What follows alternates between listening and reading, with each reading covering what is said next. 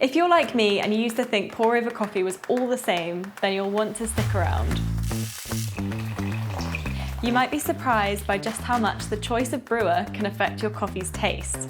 In the spotlight today, we have two of the most well-known pour-over brewers, the Chemex and the Hario V60.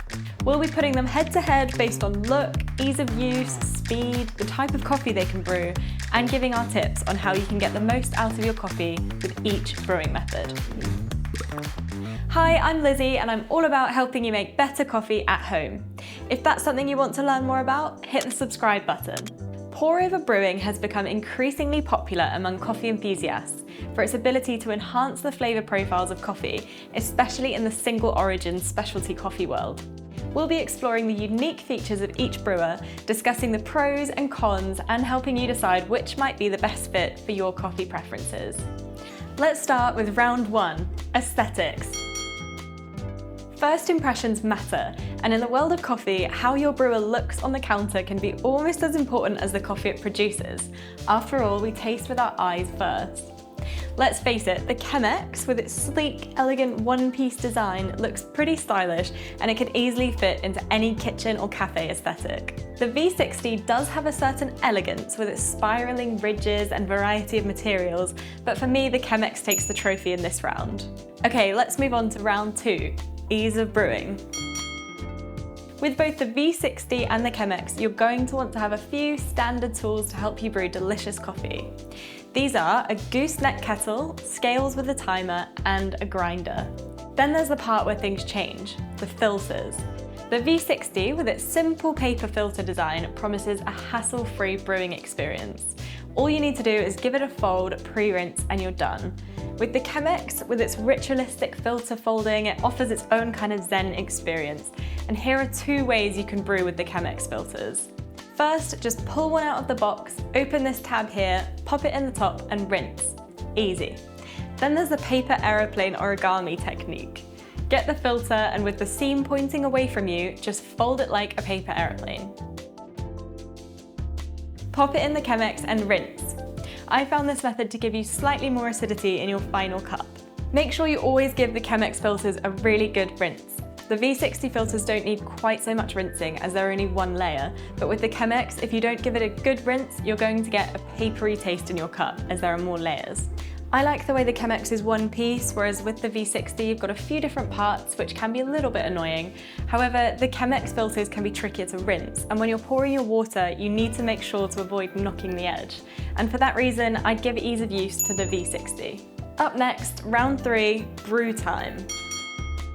The V60 edges ahead here thanks to its design, which encourages the water to flow quickly through the grounds. The Chemex, while not far behind, demands a little bit more patience to fully extract the flavours from the coffee. For those who need their coffee fix with speed, the V60 wins this round. However, faster isn't always better, as we know. This raises an interesting point which leads us nicely to the next round. Flavour. Flavour is subjective, and what might be the perfect cup for one may not suit another. So for that reason, I'm going to break this up into two parts, smoothness and acidity. When it comes to the smoothness of your coffee, the Chemex's thicker filters strip away more oils, and oils are responsible for creating that acidic taste, ubiquitous with light roast coffees. The Chemex's thicker filters strip away more oils, resulting in a cleaner cup with pronounced clarity and richness. It's ideal for those who prefer their coffee smooth and full-bodied, earning the Chemex a win in the smoothness category. Something like this Brazilian coffee works really well with the Chemex. It emphasises its tea-like flavour, it's got Earl Grey, bergamot notes, it's delicious.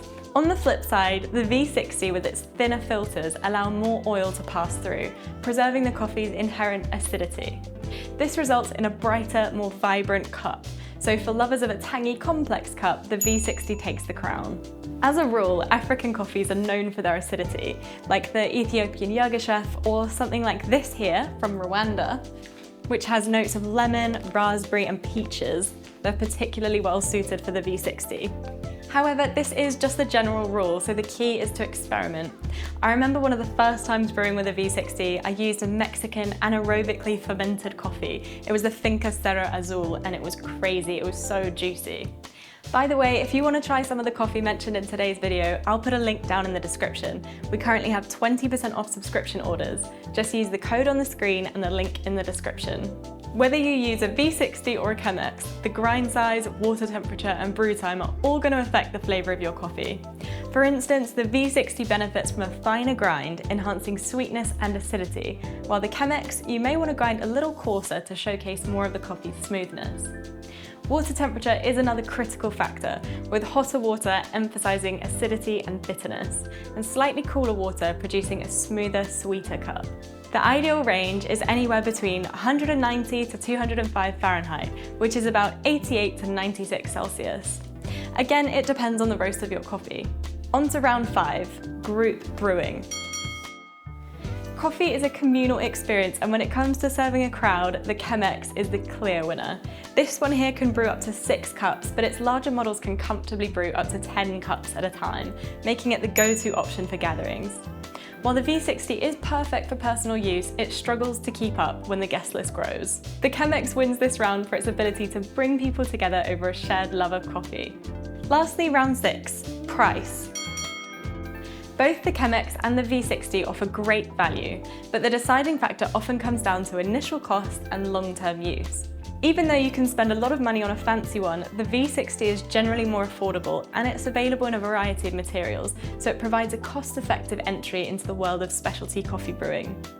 Considering its durability and versatility, the V60 wins this round. If I had to choose between the V60 and the Chemex forever, I'd probably go with the Chemex because I love the smoother tasting coffee and it's so much easier when I'm making coffee for a bunch of friends. Choosing between the Chemex and the V60 ultimately comes down to personal preference in terms of the coffee's body, the acidity, and the brewing experience. Both brewers can produce exceptional coffee, but in distinctly different ways. Let me know in the comments down below which pour-over method you prefer and the type of coffee you're using. Thanks for watching, and I'll see you in the next video.